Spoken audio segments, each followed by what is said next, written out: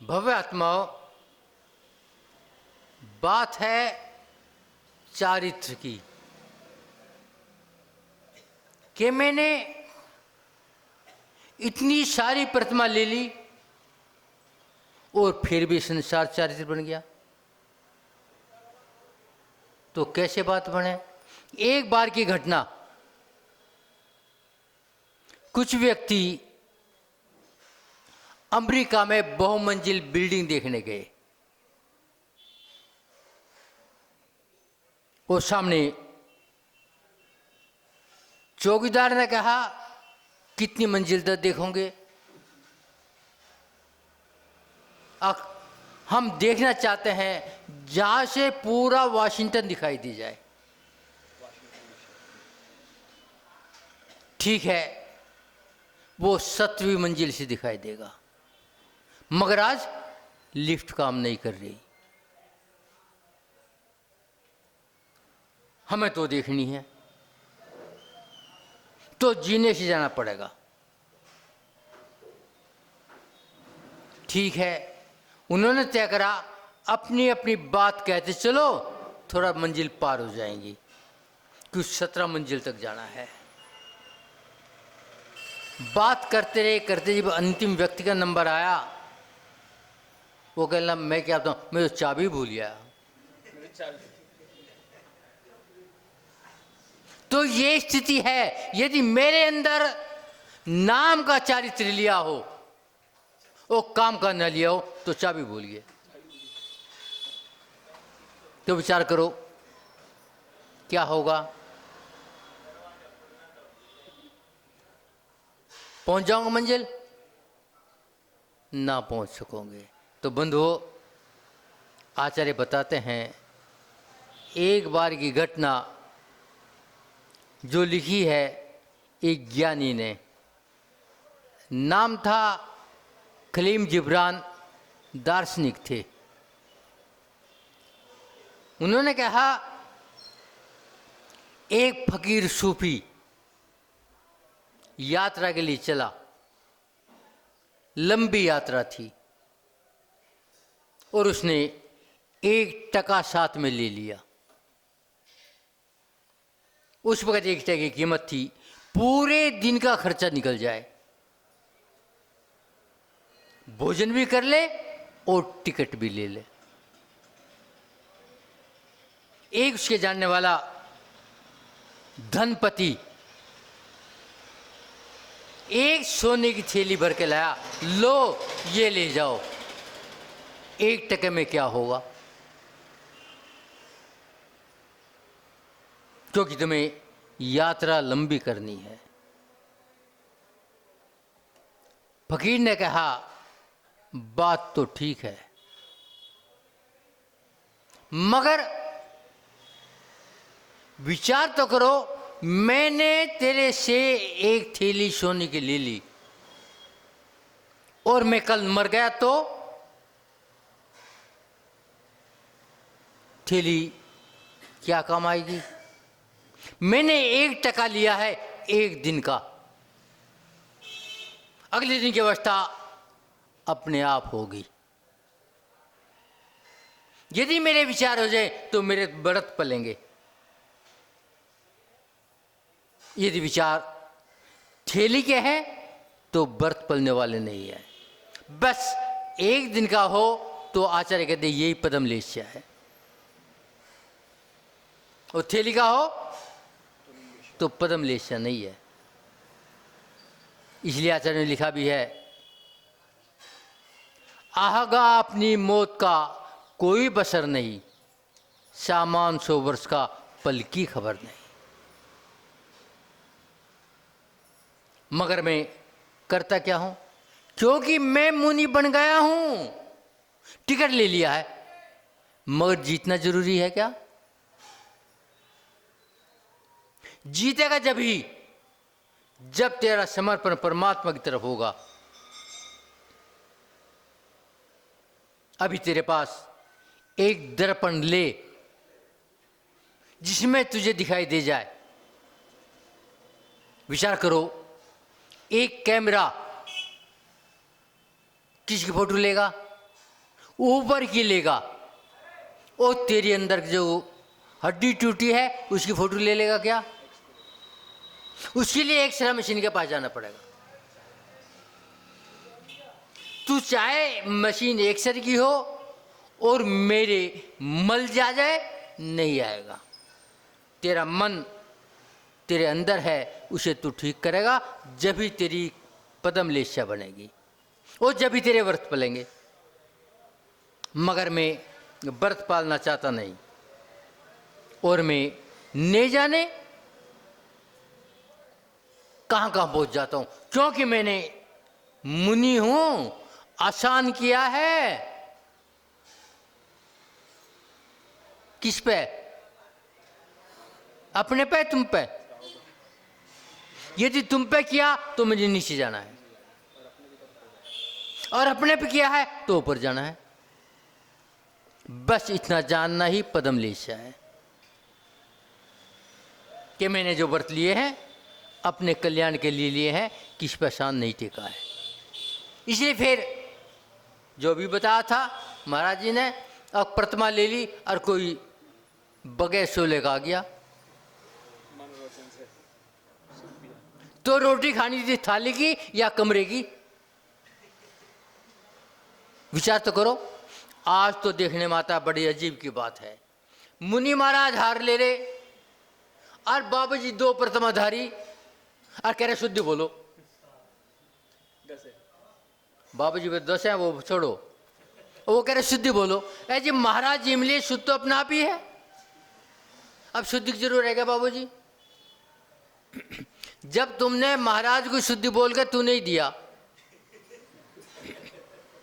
विचार है नहीं है ऐसा? जब तूने शुद्धि बोल के दिया, अब तू शुद्धि खाएंगे बुलवारा? थोड़ा सोचो, ये क्या है?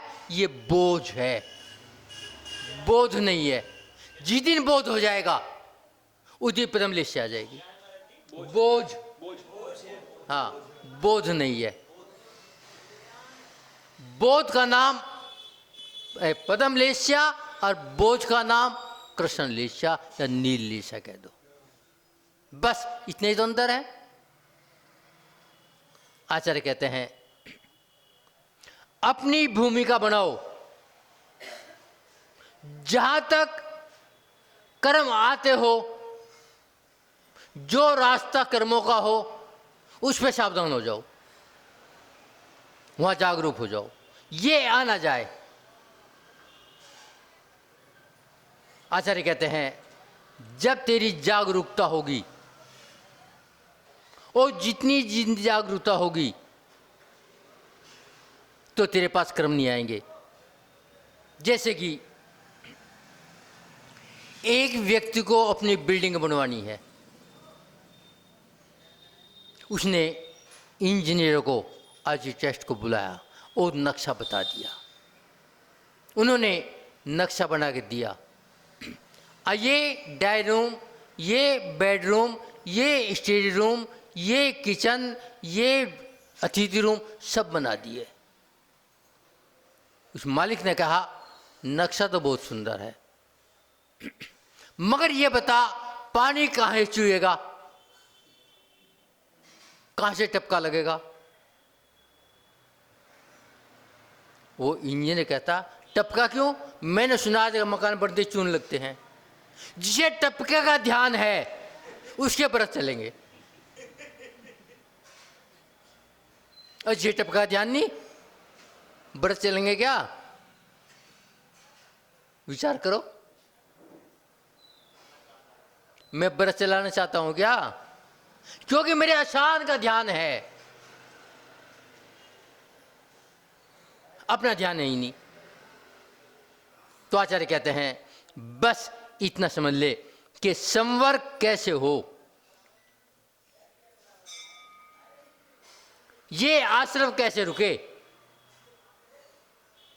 बस इतनी सीधी बात है। आश्रम रोकना है और संवर में जाना है। आचार्य कहते हैं मान लिया तेरे घर पर नल की टूटी है, उसमें एक ऊपर का बटन है, एक तरफ घुमा दो तो पानी आ जाएगा, और दूसरी तरफ कर दो पानी बंद। होता है क्या ऐसा बाबूजी? होता है ना भाई? यही स्थिति है मन की। एक तरफ घुमा दो तो आश्रव, और दूसरी तरफ घुमा दो तो संवर। मैंने पानी आने की तरफ घुमा रखा है, अतः अपने आप को बहिरात्मा बना रखा है। और बहिरात्मा हो गए, विचार करो, अंतरात्मा हो गया। अभी संसार में उलझा है। जिस दिन संसार से बहिरात्मा से अंतरात्मा आ जाएगा, वह उस दिन पदम लेशिया हो जाएगी। नल की टूटी घुमा लेना, मन की टूटी घुमा लेना, भाई इतना ही तो करना है, कोई लंबा चौड़ा काम नहीं है। कसाय सारी भरी है हमारे पास, सारी लेसियां हैं। कौन सी में जाना है? उधर ही आपको अपना मीटर घुमाना पड़ेगा। यदि आप बरती हैं तो बरती की तरह रहना पड़ेगा, और आप भरती हैं तो भरती की तरह। बरती भरती में कोई खास अंतर नहीं है। आचार्य कहते हैं यदि तू अब तक भर्ती बनना चाहता है वो तेरी मर्जी, अब भर्ती बनना चाहता तेरी मर्जी। आचार्य कहते हैं आज का युग प्रजातंत्र का युग है, मगर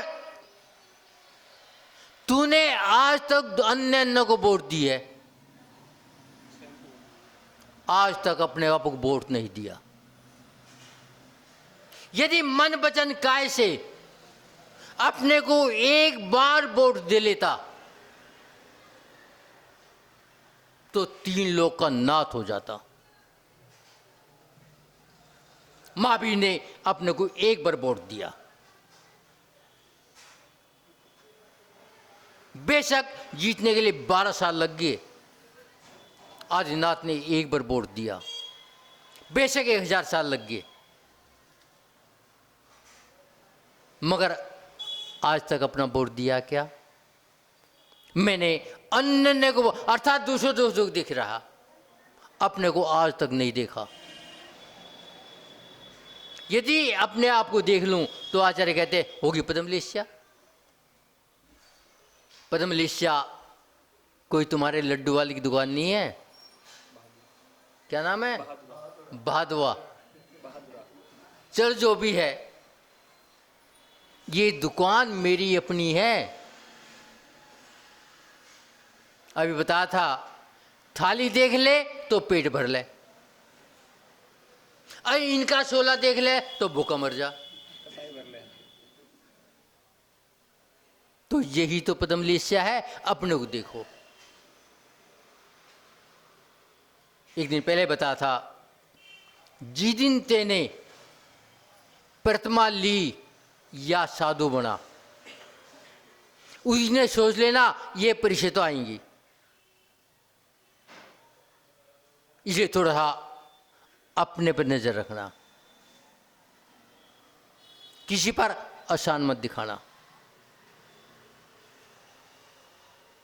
आचार्य कहते हैं एक बार एक संत नाम था एकनाथ, वे हरिद्वार से कावड़ लेके चला। बहुत सारे संत साथ में थे और रामेश्वर शिव जी को जल चढ़ाना था। रास्ते में एक गधा पड़ा था। वो गधा गर्मी की वजह से प्यास के कारण तड़फ रहा था। लगता था इसे पानी ना मिला तो प्राणांत हो जाएगा। सब संतों ने देखा, आसपास देखा कि पानी नहीं है, वो चले गए, जबकि सबके कंधे में पानी की मटकियां रखी। जब एक नाथ आया, उसने भी गधे को देखा, साथ में कुया नल भी देखा, कहीं नहीं मिला। उसने अपनी मटकियां निकाली और गधे को पानी पिया दिया। सब संत कहते हैं ये पानी गाय के शिव जी के लिए लिया था, गधे के लिए लिया था? अब शिव जी को पानी की जरूरत नहीं है, इसमें पानी की जरूरत गधे को थी। तो आचार्य कहते हैं जहां जरूरत पूरी होती हो वही तो पद्मलेस्या है, जहां मेरी आत्मा का कल्याण होता है वो पद्मलेस्या है। ये नाम पद्मलेस्या नहीं है। आचार्य कहते हैं बस इतना सा अंतर है, मन की थोड़ी सी चिंगारी पूरे को पूरे पूरे को जला सकती है, एक कण भी ना छोड़े। एक हमारे ग्रंथों में कथन आता है, मां कौशल्या, मां सीता और भरत तीनों जल क्रीड़ा कर रहे थे। इसी बीच में एक त्रिलोक मंडल हाथी, जो भरत का ही हाथी था, बिगड़ गया, सबको तोड़फोड़ मचा दी। राम गए, लक्ष्मण गए, मगर उस त्रिलोक मंडल हाथी ने अपना उपद्रव ना छोड़ा। जब भरत ने देखा, सामने गया और हाथी नतमस्तक हो गया। क्यों? क्योंकि उसको जाति स्मरण हो गया था, मैं भी मुनि था। कौन? हाथी का जीव। और भरत भी मुनि था, दोनों एक साथ मुनि थे। ये भरत अयोध्या का शासक और मैं इसका हाथी। क्या हो गया? जबकि मुनि तो दोनों थे। मुनि बन गया, हाथी क्यों बन गया? पढ़ा होगा आपने तो। क्यों बना? थोड़ी सी मायाचारी के व्रत तो ले लिए, क्या प्रतिमा तो उठा ली, रखी नहीं। यदि उठाई तो रखो और ग्रहण किया है तो पालो, दूसरे पर बोझ मत पड़ो। थोड़ी सी मायाचारी की थी कि एक साधु ज्यादा तपस्वी, 4 महीने का उपवास, नगर में सम्मान मिल गया। और ये त्रिलोक मंडल का हाथी रोज जीवने वाला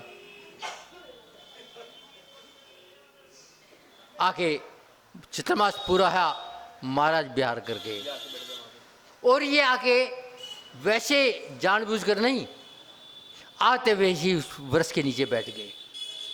लोगों ने सोचा यही महाराज है, पाड़ना को उठेंगे।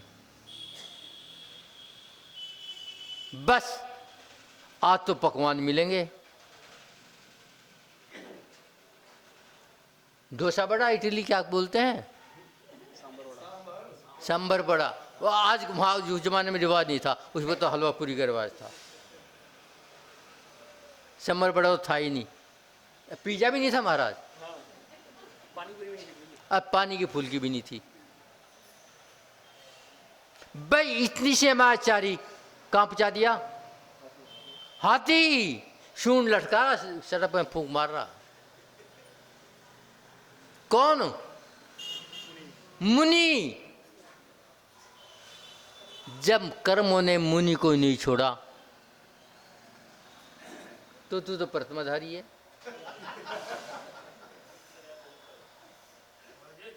विचार तो करो।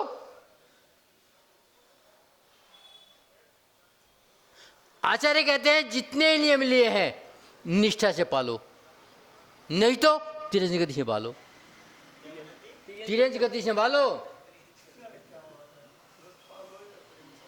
बस इतनी बात है। इतनी, यदि एक तरफ तो पद्मलेस्या और एक तरफ कौन सी लेस्या? नीलेस्या, आसक्ति। ना ना ना, आसक्ति है। नीलेस्या आसक्ति कहता है, निश्चित है, कपड़े की बात नहीं है, ये तो पर पदार्थ है। आसक्ति की बात है, मुझे ये हो जाए, ये हो जाए, ये हो जाए, तो ये नीली है बाबू जी, पक्की बात है, कोई चूक नहीं है। एक तरफ अशुभ, एक तरफ शुभ। अब तुम जानो तुम्हारा काम है, तुम्हें करना क्या है। आचार्य कहते हैं थोड़ा सा विचार कर। सबने महाभारत, रामायण आदि ये बड़ी सीरियल देखे। उन सीरियल में क्या हुआ, एक एक युद्ध में लाखों लाखों गर्दन कट गई, कितनी बहनें विधवा हो गई, कितने बच्चे अनाथ हो गए। काहे के कारण? मात्र एक कारण था, कंचन और कामनी। दूसरा कारण था क्या? एक कारण था ना, यदि वो अपने आप को संभाल लेता, अर्थात नीलेश छोड़ देता, और कहां जाता? पद्म में आ जाता, तो ये युद्ध होता गया। आचार्य कहते हैं संसार का सबसे ज्यादा श्रेष्ठ मनुष्य प्राणी है, मगर मनुष्य होने के बाद में क्या मनुष्य काम किए? यदि मानव है तो मानवता आ जाती, अर्थात चारित्र धारण कर लेता और अपना कल्याण कर लेता। मगर आज तक उधर ध्यान जाते कहाँ है? बस यही गड़बड़ हमारे लिए एक दुख का कारण बन गई है, क्योंकि मैं जात का मानव हूं, पर्याय का मानव हूं, कर्म का मानव नहीं हूं। जिस दिन कर्म का मानव हो जाऊंगा उस दिन पद्मलेश आ जाएगी। मगर इसके लिए थोड़ा सा कुछ समझना पड़ेगा। आचार्य कहते हैं संस्कृत भाषा में घर को शरण कहते हैं। शरण, क्या वास्तव में घर शरण है? थोड़ा सा हवा का झोंका, घर धराशायी। थोड़ा सा भूकंप, घर धरती में। थोड़ी सी चिंगारी, घर राख। थोड़ी सी बाढ़, घर बह गया। तो क्या शरण है? आचार्य कहते हैं घर नहीं, कोई भी शरण नहीं। शरण तो अपने आप में है। जिस दिन अपने आप को जान जाएगा तो तुझे शरण मिल जाएगी। अभी तूने परिवार को शरण मांगना है, धन वैभव को शरण मांगना है, मगर ये शरण है ही नहीं। जिस दिन तू शरण को शरण मान जाएगा उस दिन क्या हो जाएगा? पद्मलेश से आ जाएगी। और जब तक भटकता रहेगा बे तू जाने तेरा काम जाने। आचार्य कहते हैं समझा है, मैं घर में सुख की बैठ के बंसी बजा लूंगा, मगर नहीं बजेगी। यह भी हो सकता है रंग होने से पहले तू निमट ले और उसमें प्रवेश भी ना कर सके। बस कहना इतना है कि हम अपनी स्थिति समझें और अपनी स्थिति समझ करके अपने आप को आगे बढ़ाएं, जिससे कि हम अपना कल्याण कर करके संसार से बाहर निकल जाए और सिद्धालय जाके विराजमान हो जाए। इतना क्या वाणी को राम देता हूँ। ओम शांति।